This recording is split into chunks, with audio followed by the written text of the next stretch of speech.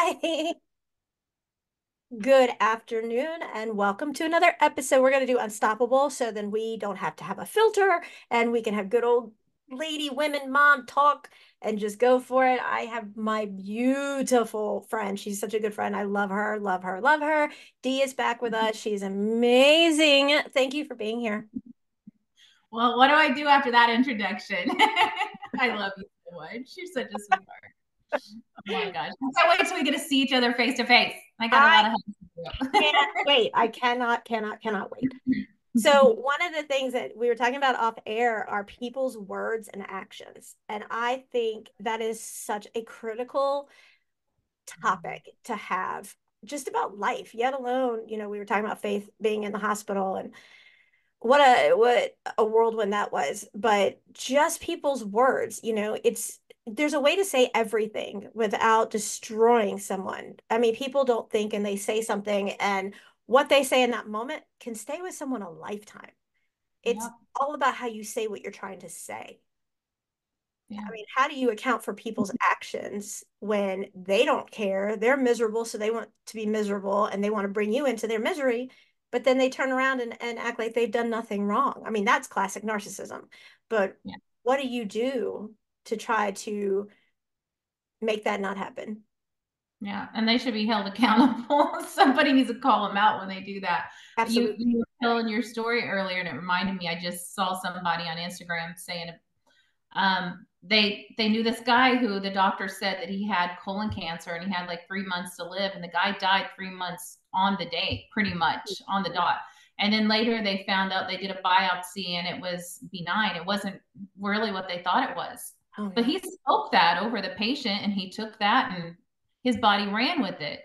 Right. You know, it's so important that we're careful what we speak over ourselves. And what you were saying about these doctors, and yeah, you got to speak life over you because every single cell is listening.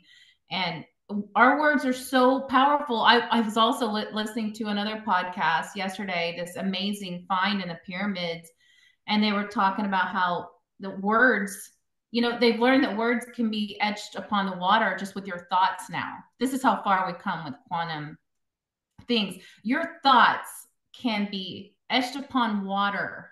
And now they're finding that even on crystals, and these pyramids had crystal in them, and crystal holds a lot of information and knowledge. Like crystal intel in our computers, it holds a lot of knowledge. And I'm like, this is even back then, they knew the power of our words. There's a frequency that comes out when we speak, and frequency and vibration is everything. And I get all nerded out on this stuff because it's so cool. I'm like, why are we not, how come we didn't know this before, but we're just learning this? Is you speak to those cells in your body, you're mostly water, so what's going to happen? If you Right. can speak to water and see that the forms change, and when they freeze it and had these beautiful images, and then if they spoke negative things or had a negative thought, then the images on the crystal were just shattered and chaotic. And here we are, these beautiful bodies full of all this water wrapped around our DNA strand. They found our Right. whole DNA strand covered with these water. We have to speak life to every single thing, and envision our DNA being filled with life and love and beautiful things. And oh, gosh, I'm so glad you fought for your daughter and you were there telling them, don't say those negative things around her. Right. And it wasn't even just that. I look at how much things have changed since we were younger. And, when we were younger, we would go outside and play until it got dark. And did all these other things. Now, today, these kids, first of all, I never went home. I just want to stress that point so that when I say this, it's like, oh, well, maybe I know for a fact that 80-90% of the kids in the ICU with Faith were alone. And they told me that, maybe they have, other kids at home. Okay, excuse me. If they have other kids at home, maybe they have another parent or a grandparent. But I mean, Yeah. not even during the day. Wow. There's so many kids that were there without anyone. I mean, from newborns that were like, you would see them pass down the hall in their crib to, 17, 18-year-old kids. They were all alone. And like, because you're in the ICU, they have their own coding system. And literally every time I heard code blue, I just started like praying, please, not only do not take this innocent person, don't make him be alone. Like, Right. Right. and then to call the family and say, hey, your kid, you just want to be like, what is wrong with you? I mean, we've always been this person in this group, my husband and I, that help others. And this was the very first time ever we had to ask for help. And we were so blessed because so many people helped us so that Michael could be there at least for the first 2 weeks. And I was like, jobs come and go. Obviously, I learned people come and go. I learned quite well that people that I thought were my friends, you know, one in particular that I'm not gonna, say who it was. The day I heard she wasn't gonna make it and that I could do things to keep her comfortable and let nature take its course, wrote to me and said, done. Like we're, not Whoa. for no, no, no, whatever. And I was like, and I Wow. friends with this person for like 7 years, like good friends, and helped their family and done things for their kids. And I was just like, right now, and it's right before Christmas, and it's like, this is what, are you serious? And then I just stopped for a minute and I said, God, thank you. Yep. Thank you for Yep. showing me that not another second needs to be spent on that individual. Their true character came out when times get rough. It's funny. You reminded me of my very best friend from grade school. We were best friends from first grade on. And I hadn't seen her in years, and I was going to go home, and I had to drive from California to Oklahoma, and it was a long trip, and I had three little kids in the car with me, and I was going to my grandmother's 80th birthday, and I hadn't seen her for years either. And it was like my whole family was there. There was like a reunion, and I couldn't wait to get there. And my best friend said, I'm going to be coming there at the same time. I want to meet you in town. And then we got stuck in traffic because it snowed. We were like, it was like Mexico. There was snow and all this stuff happened. And she got so mad at me that I didn't go and see her first. And I said, it's my grandma's 80th birthday. I have my whole family waiting on you. But Hey, she got so upset at me, she went and talked to me. And I thought, I have known her all these years, all these years. And it just ruined our friendship. And it just completely ruined it. And I thought, that's so narcissistic, like, seriously, you're going to make me choose over my family and my 80-year-old grandma? After this long trip, she had no empathy, no insight. And I'm like, whoa. And then I thought the same thing. Well, you know what? There's a reason why that person is not a part of my life anymore. Obviously, this is something I needed to be shown about her, even after all these years.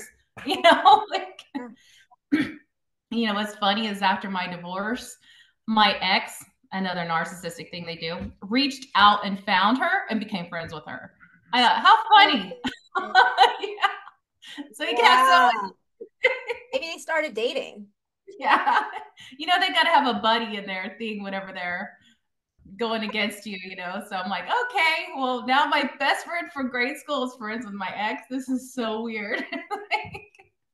More power to them. Yep, yep, you go. More power to them. Yeah.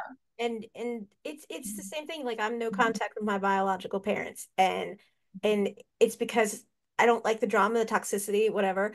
We know for a fact that they knew about Faith and what was going on, and that's still their grandchild.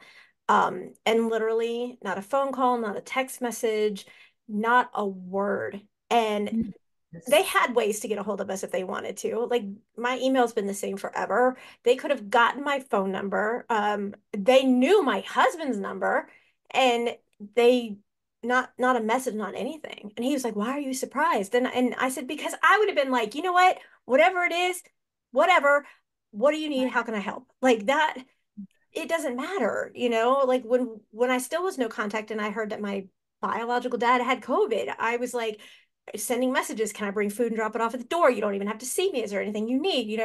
Because that's just the right thing to do. And I can't put my mind in the wheelhouse of how they can do that and go to sleep at night. Like, how do you do that knowing that your grandchild literally was told she wouldn't make it through the night? And you didn't so much as even care to pick up a phone or a text or an email or smoke signals or whatever.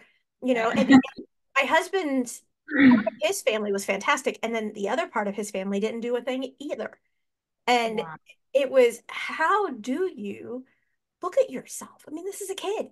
How do you do that? I Yeah. can't wrap my head into that because if my grandparents, God bless them, were still here, they would have like crawled into that hospital and they would have been like permanent statues like I was. They wouldn't have gone nowhere.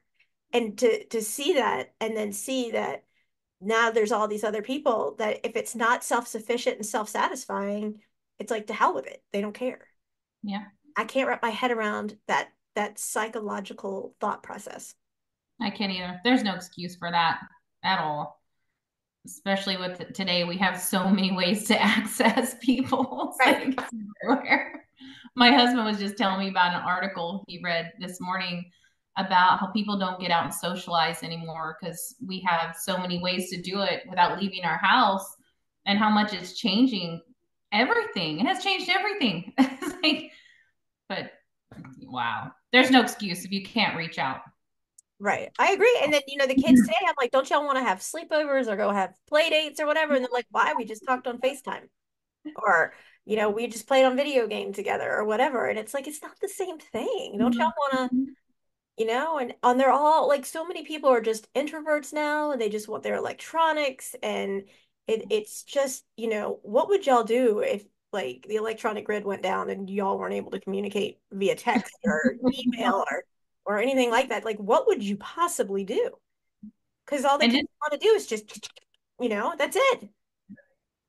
and we're missing out on the part where you meet somebody and you can feel their energy field, and you can tell, you can pick up things from them that you can't pick up. That is how I got in the mess I did, my 11 and a half year marriage that was with the narcissist. Mm-hmm. We met on a dating site and I thought I knew him, but the very first time he showed up at the door, I had this awful feeling in the pit of my stomach, and I remember kind of swaying backwards, like sorry, I was kind of taken back a little bit, and I didn't know what it was at the time. And then later I was like, dang, like my energy right at the beginning was already telling me something was off with this, and I just didn't listen to those cues, and I just tried to ignore it. And I thought, I know him, we talk on the phone all the time. And I just tried to push it into the back of my mind. But to think about all the things we miss nowadays because we don't get to meet them first of all up front. I probably would have avoided that whole thing if I would have met him in person,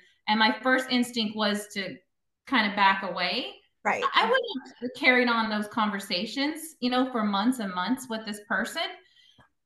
And I think this is probably some of the reason why we have some relationship issues these days, because so many people meet online Yes. and they don't know what the real energy of this person. They can be anybody. They can Right. pretend to be anybody. you know. Yeah, it's a big mask, and what is really behind it? Like, who are you? Who are you really? What are you really hiding? Right. Because the Right. narcissist wears a mask. It's one thing behind closed doors, and then it's another thing in public. They care Whoa. more about the public persona of what people think of them than they do the people that they live with. This is so key right now. Do you realize what I think we're just discovering? Okay, so I thought narcissism, like, why is this in the forefront now? Everybody's talking about it. It's like a huge thing. People are exposing narcissists. This could be the whole correlation of how we're meeting people. Because they're so good at, putting that mask on now. People are fooled. Maybe back in the day, before all the social media, people just knew to avoid people like that. They Right. didn't get into those kind of relationships. It Absolutely. gets allowed more of the narcissists to come out and be powerful because they have this. Oh my gosh, that just hit me. Like, that's probably the whole reason. Yeah, Wow. it and you have nothing to know about it because at first they turn it around you. They're so good. They're so good at the manipulating. Like they turn it around and spin it on you like you did it wrong, and you made them be the bad person and they play the victim and then they go out and tell everybody what a horrible person that you are and they slam you against everything. And then when you can't provide them anything anymore, then they go on to the next person, but they are going to really taint you every way possible to every single other person out there. Like they're going to try and destroy you and they want to tear you down because, and you know what that means? They're already under you. They're already under you because Right. they can't lift us up if they're already underneath us. And Yep. if they're tearing us down and they don't care about anybody but themselves, then what kind of life is that?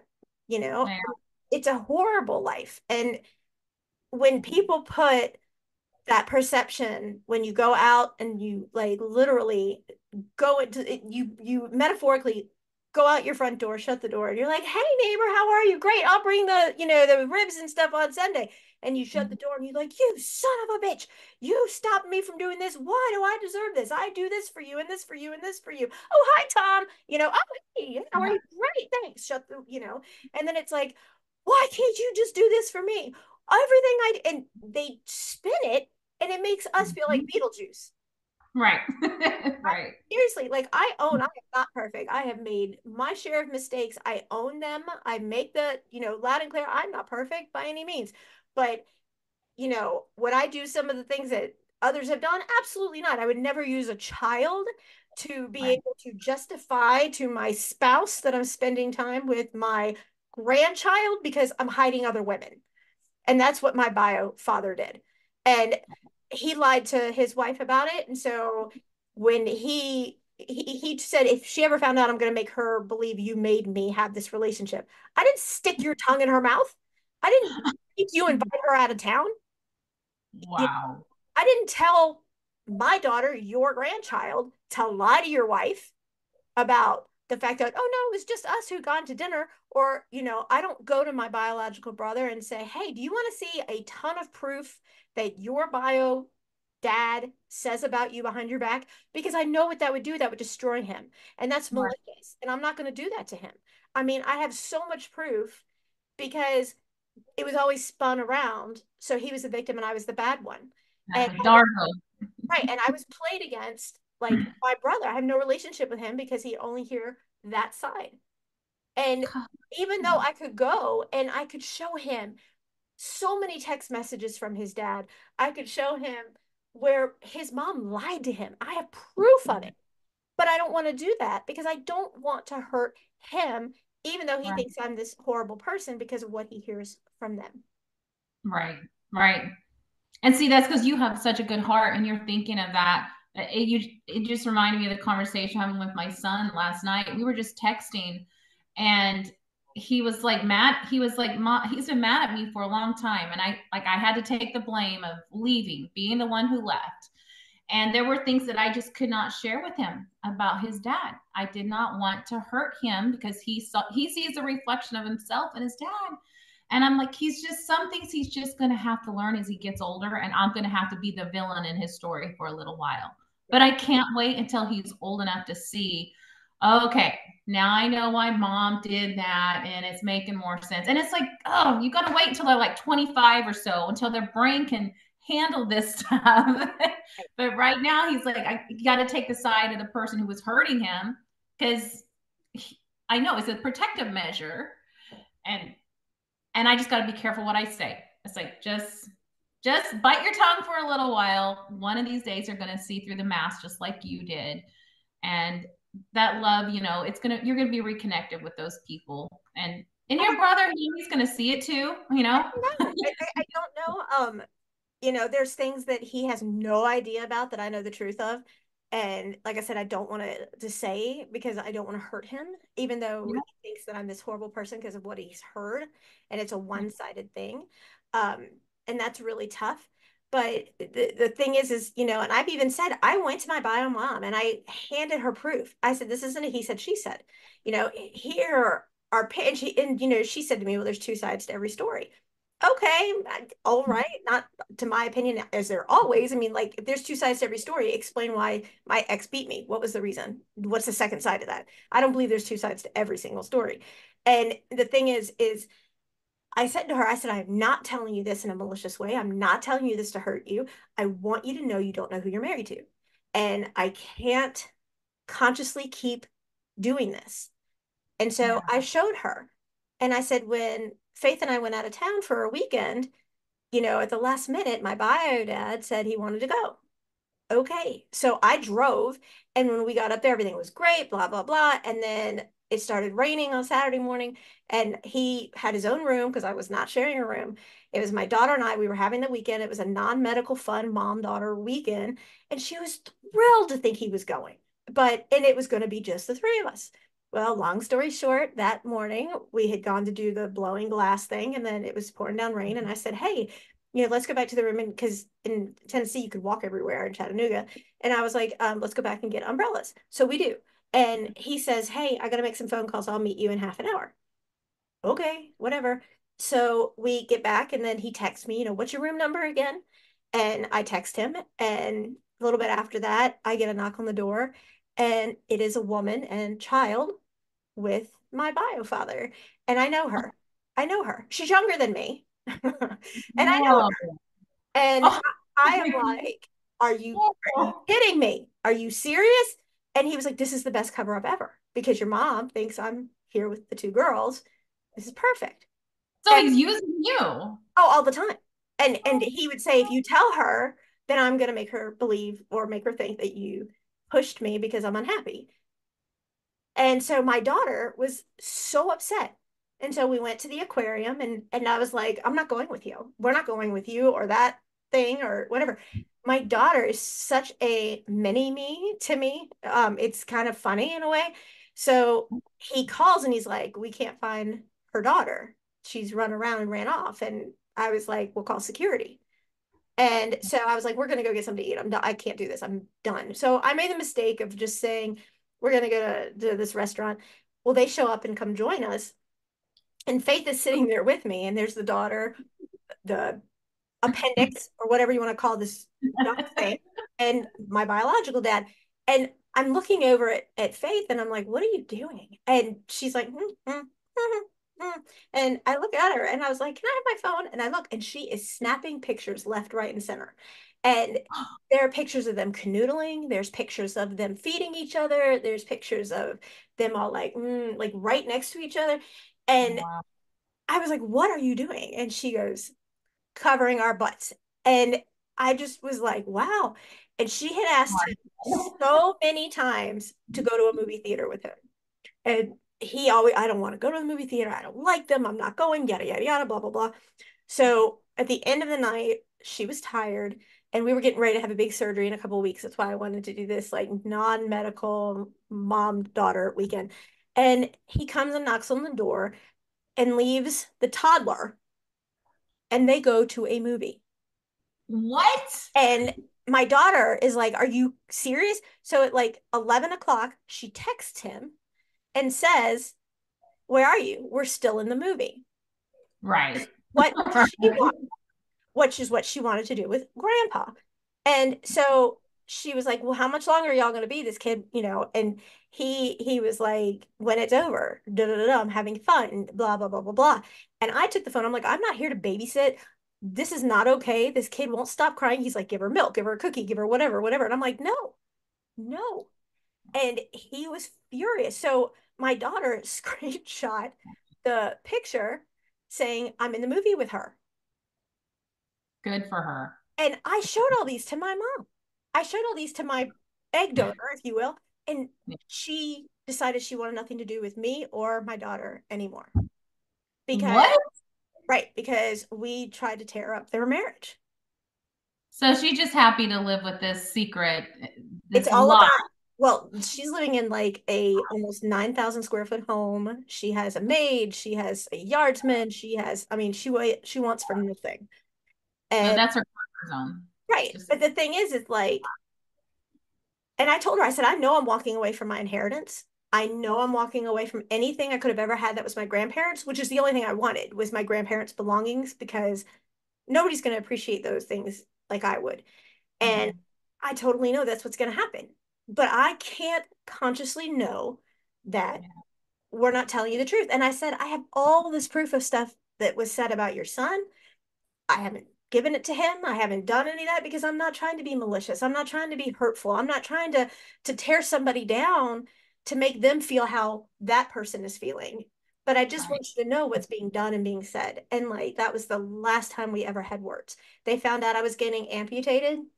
Not a word, not a phone call, not anything. I mean, nothing. So Wow. it's right. And we've been no contact. And I pray for them every single night. And like I said, I'm not innocent. I'm not perfect. I get it. I mean, I'm not a perfect person, but I've always been made to be the bad person, and whatever happened has always been my fault. They always put it off on me. And I didn't know until I've been in therapy basically my whole life that I was the black sheep, and I was learning about this.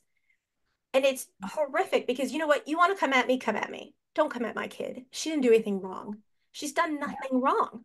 And you want to tear her apart because she can't help fulfill your narcissistic needs. Right. I'm not going to let her. I've taught her never lie. I will work through whatever the issue is with you as long as you're truthful about it. People Yeah. make mistakes. That's why a pencil has an eraser. That's what life is about. Let's learn from it and move on.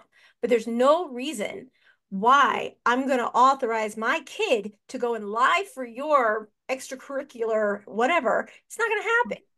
And so Right. it's just sad to know that some people's mentality is I Mm. care more about that outside world and this young Yeah. how do you call it, more plastic than my wallet, Right. who spends like and that's what I don't get. If you have the money to do it, let me just say that right now, if you have the money to do it and that's what makes you feel good about yourself, by all means. But there was nothing on this woman that was real. She had fillers in her cheeks, fillers in her lips, the fake eyelashes, the Botox, the lip muscle thing. She had extensions in her hair. I mean, it was kind of like, is the coyote ugly term here? Because if you took all that off, what do you look like? Do you even look like the same person? Yeah.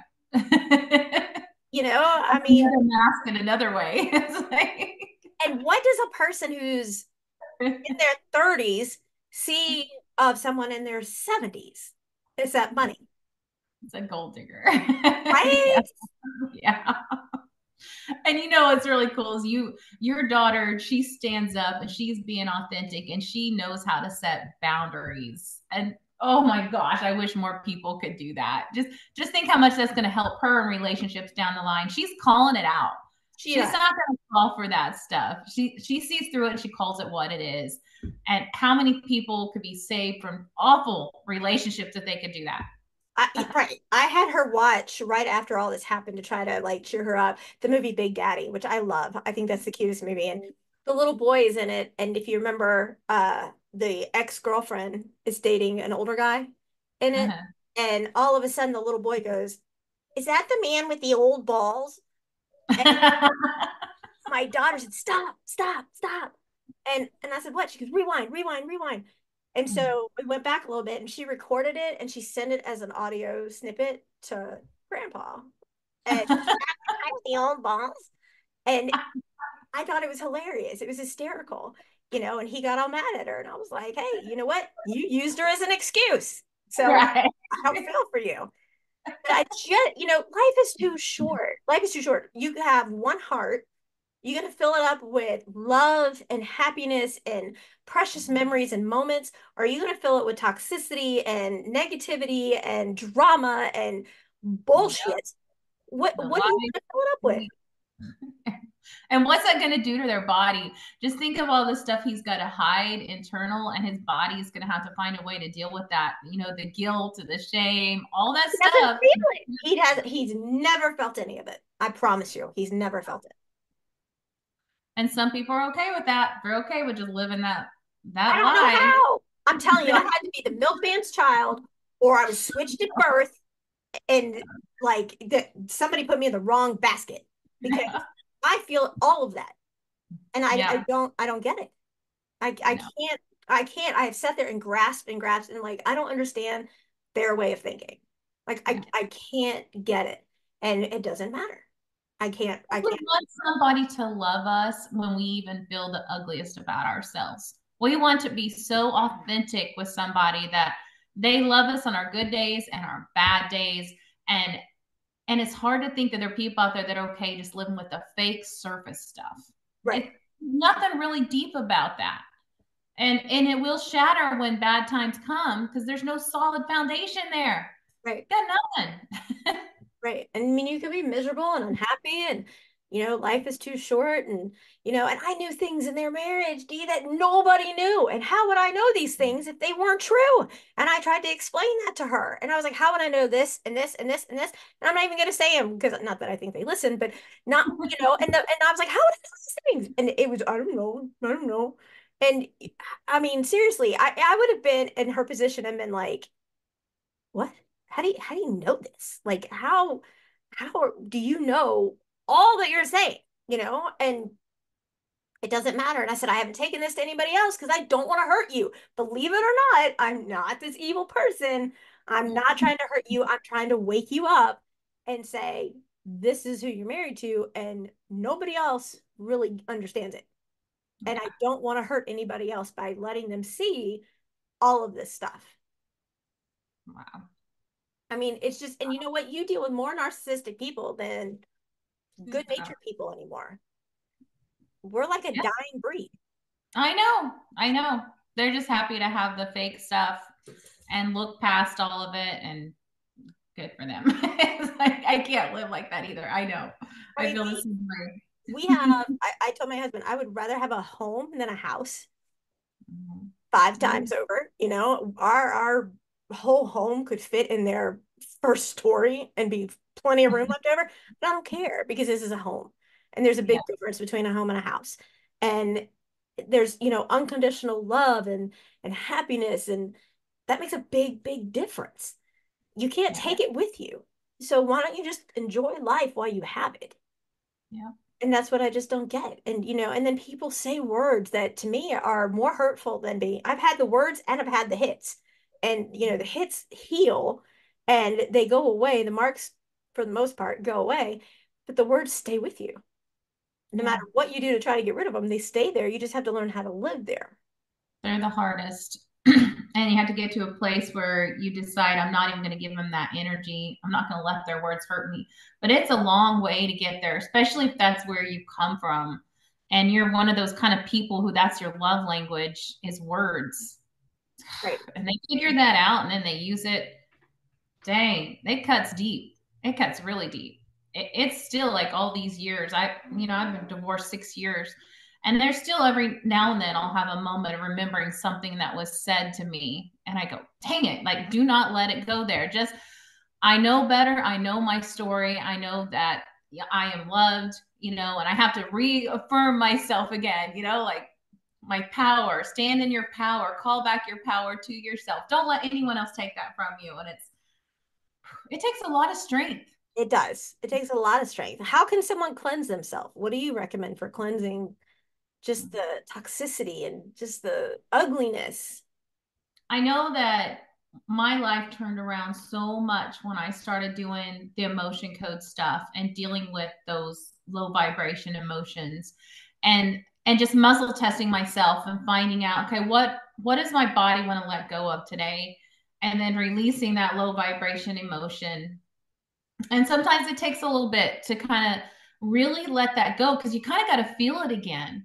And then, okay, but I'm going to let this go now. This it's time to heal this part and then move forward and try to transmute it. And energy healing is so powerful. People don't realize it's so beautiful. It changed everything. And I really look back at the person I was 6 years ago, and I do not see the same person at all that I was. I mean, there's no way the person today would allow a narcissist to have that kind of power over me.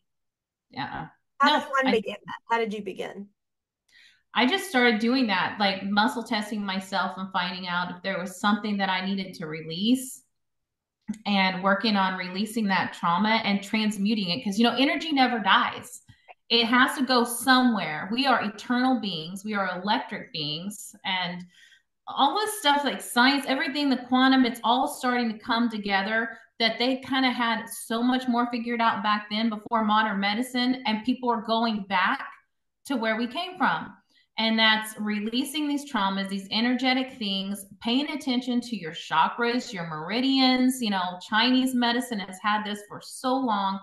And now more people are starting paying attention to it, that emotions can cause so much damage in our body if we don't stop and deal with it. We need to stop and take the time to deal with it, or you're going to deal with it later. And your body will break down. It will stop.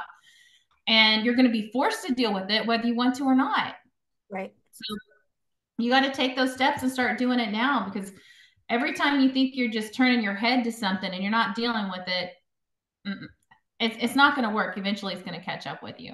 Oh. Well, how do you find one that's real and not one of these bogus things that are out there that aren't really going to help? Yeah, I think you got to listen to yourself. That's, oh, if we could all just listen to that inner voice, you're going to feel it in your gut. You're going to feel it in your heart. You're going to feel something's just not off with that person, and you better listen to it, or they're going to take a lot of your money and you're going to be out for nothing. It's Right. like, Right.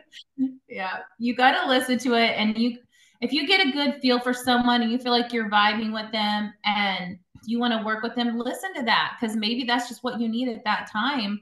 And you might find a different healing modality down the road that starts working for you in the next stage of your healing process. It's not a one-stop shop. There's all kinds of things out there you can do. Like, I started doing the emotion code, and then I found the frequency app that I downloaded on my phone. And now I scan myself and check my chakras and meridians. I'll look at it and I'll broadcast frequencies to my body to help balance the states that were low vibration. And I used to look at those reports and go, oh, like my liver or my kidneys are kind of low today, or my heart looks like this little area here.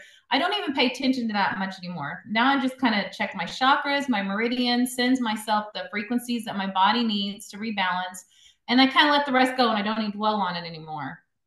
I'm just like, it's going to work out. I'm doing the right things. I'm supporting my body energetically.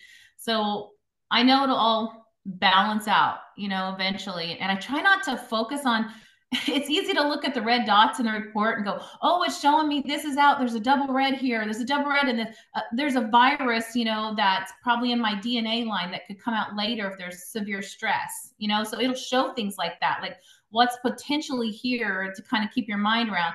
But now I've learned to don't focus on the red dots. Like, we need to focus on the energy we want to pull into our lives. So we want to draw to us. The more we look at that and focus on it, the more we bring it to us. So it took me a little bit to figure that out too, with using the scanner for 2 years, is start focusing on the good things in my report. Oh, my report said my heart meridian's perfect and my chakras are in alignment. I am good to go, just go with it. Do you do Focus on aromatherapy or anything like that? not too much. I should, because I know it's good for you. I keep, like, I do have aromas like going in my house in my little, what I call the aromatherapy User? device.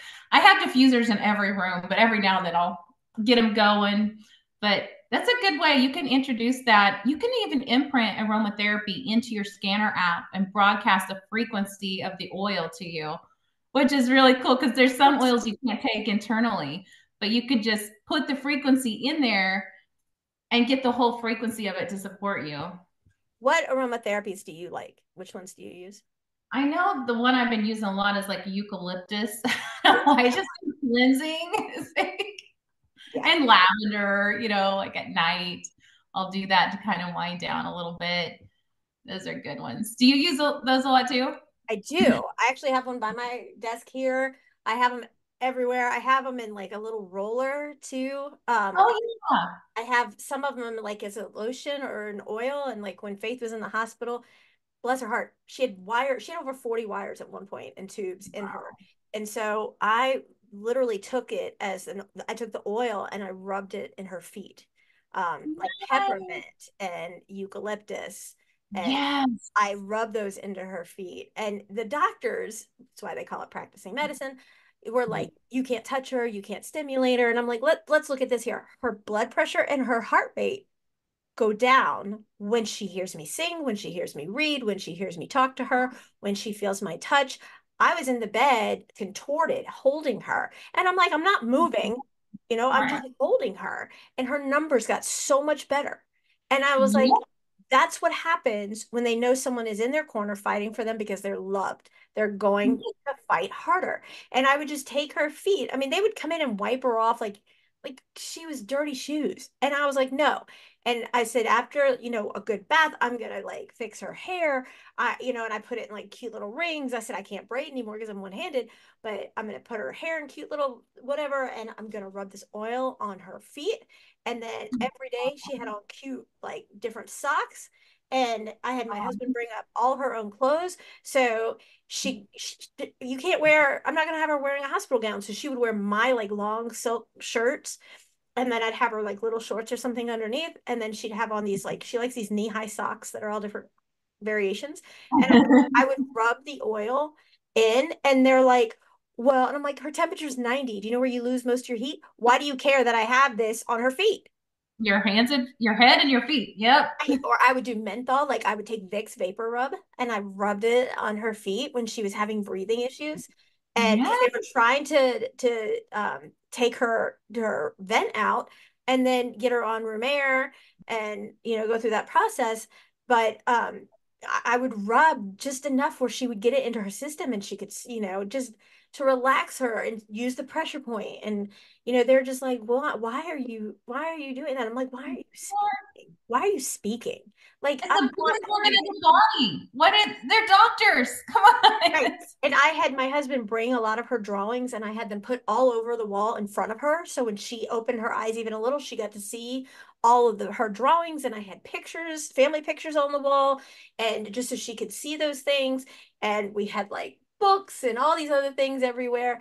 And, we were reading all the time, and I would listen to her music and we would sing and we would do all these things. And I would just be like, you can't talk, but you can wink, you can blink, you can, anything. And she responded that way. And it was just, you need to know that you are not alone and you're not fighting this alone. And, when I'm sitting here watching her and she's coding, and, it's the scariest time of your life because that's my kid in that bed.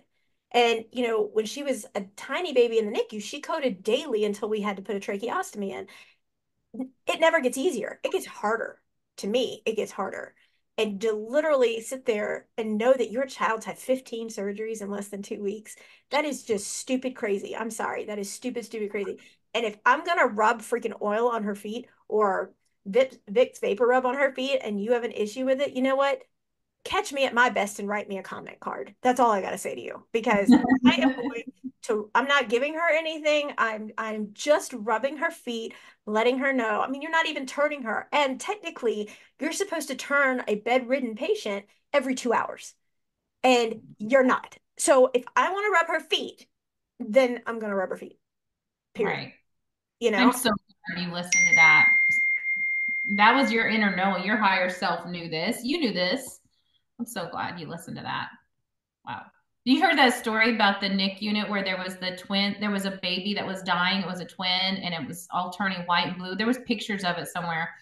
And they thought they were going to lose the baby. Actually, I think the baby did stop breathing or something. And they decided to put the other one in to say goodbye to it. And they put it in the little unit. And then all of a sudden the color started coming back. And they were like, this baby's breathing. Like, how important. Now we know that they have people go in NIC units to hold babies specifically because human touch is so important. And you kangaroo knew that. care. Absolutely. Hmm. Yeah. Just letting them know. I mean, in the kangaroo cares, letting them like lay right here, their head on you so they can feel your heartbeat, or, something of that nature. But it's the simple thing of like, just, you can't stimulate when they're in this sedative state, but you can talk to them. You can, hold their hand ever so gently. And so what I did was, because the doctors are like, you're not supposed to do this. So I had her hand on my nub, my amputated arm. And I'm like, what do you think? I'm stimulating her? Like, I have no fingers to stimulate her. So just, I mean, the fact that you get to go home at the end of the day and you're going to go and live your life. I mean, and they would say, well, this is the case or this is the patient. No, no, no, no, no, no. This is my daughter. Her name is Mm-hmm. Faith. It has a Let's name. start there. She's not a patient. She's not an ID code.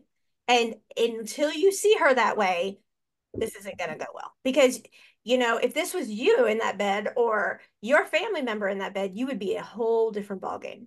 And so you Yeah. need to treat them. If you're in this field, especially pediatrics, you need to realize how scared these beautiful little children are, and just embrace them even verbally. Just let them know that they're okay and they're not alone. Right.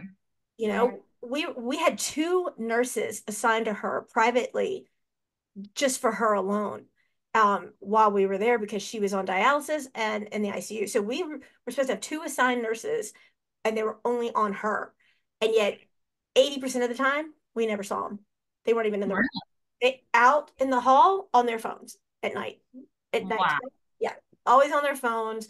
They would only come in like every few hours for vitals, and that would be about it. And they were all, or if the dialysis clotted, they would have to take it down and redo it. But always out there on their phones, always, communicating with each other and just, laughing, cutting up, having fun. They were celebrating Christmas in front of all the kids with the doors open. And it was like, really, guys? I mean, I'm so happy y'all are here and you're healthy and you're able to go home at the end of the day. Can't y'all take that in the break room or something? Because all of us are spending Christmas here in an ICU room, right? Yeah. It's just common courtesy, it's common knowledge, which goes back Right. to the whole premise of what we were talking about today. It's common sense. Just Yeah. realize for 1 minute in your self-indulgent life, put yourself in someone else's position and wonder how you would feel. And if you're like, oh, I'm gonna go to the Nights of Lights today, and I'm gonna do this and that and this, and you look at this beautiful child laying in a bed fighting to live, how do you not feel like crap? I know. I know. And we're creating more of that with all the social media stuff because they numb out. They don't associate with something because they're not around it enough in real life, really feeling the energies and picking it up. And that's what life is about. You do pick up energies, you do get in the mess and you get in the mire. And that's what you do for a friend. You get in there with them and you hold their hand. And yeah, you're going to pick up some negative emotions from it, but you can help them through it. You can help share it together. And together you're stronger. And these people that kind of disassociate, they're getting on their cell phones and stuff, they're just getting away from that caring, loving state. you Until they need know it themselves. And then yeah. you wait because everything changes at that point when it's about Mhm. them. Yeah. Yeah. Everything changes. Yeah. And there's a It, lot of people who still need to learn that lesson, unfortunately. They're right? going to have to go through it on their own and have their own story. And then finally they're going to get it. But usually it's too late, you know? Do you have any last minute advice I think we just need to I would love it if people would just get together more, just in get person? off social media. Go see your friend. If your friend's asking you for a coffee date, say yes, go see them. You need to be around people. We need to pick up those emotions. Be a part of your own life, dang it. Take the front seat. Stop being in the background. Get in there and take charge and take care of your own stuff, take responsibility for your own things, do your healing. We have to be our own advocates these days. We really do, especially with our health. You got to stand for yourself like you did for your daughter. We need to take charge of our own health, our own wellness, and our state of mind. And it helps so much when you get out there and you're really with a friend and you see and you feel the joy and the smile on their face, even good vibrations. You pick them up. They're contagious. When somebody next to you is laughing, you start laughing. So, we got to get out there more. We need to bring it back. Going to the park, taking your kids out to socialize. Let's bring it back. Tell everybody where they can find you because you're amazing and awesome. And You can go to lighthouseenergyhealing.com and you can see all my stuff on there and on Instagram, TikTok, all those places that come find me in the park somewhere. Let's meet up. not before we do. Are you kidding me? You're not allowed to do that. So we do. We have a coffee date waiting. Yes, Absolutely. we do. I Yes, can't wait. you are a God sent gift to me, and I can't tell you how much your friendship means to me. You are too. You're such a sweetheart. Oh, thank you. I appreciate you. Well, I hope you will come back on with us again soon I would love that. I would because you're love awesome. it. Awesome. You too. Awesome. And I will make sure everybody knows how to get a hold of you because I'm going to put it all in the notes. All right. Thank you so much. Give your daughter some love from me, okay? Absolutely. I was telling her before we recorded that my daughter saw her and goes, Mom, she's beautiful. And I was like, I'll tell her, but when you see somebody, you tell them that because that just makes their day. It's something that simple that turns someone's whole day around. Just that simple. I mean, it's the words that could ruin your day. It also can make your day. I'm one of those weirdos that will randomly say that to people too when I run into them at the store or something. I'll be like, "Oh, I love your hair," and they're just always so surprised. Like, I'm like, I love giving people compliments. So on behalf of Faith, you're beautiful. And myself, you're beautiful. you, you are too. I Thank love you guys. you. We love you. Thanks so much. Okay.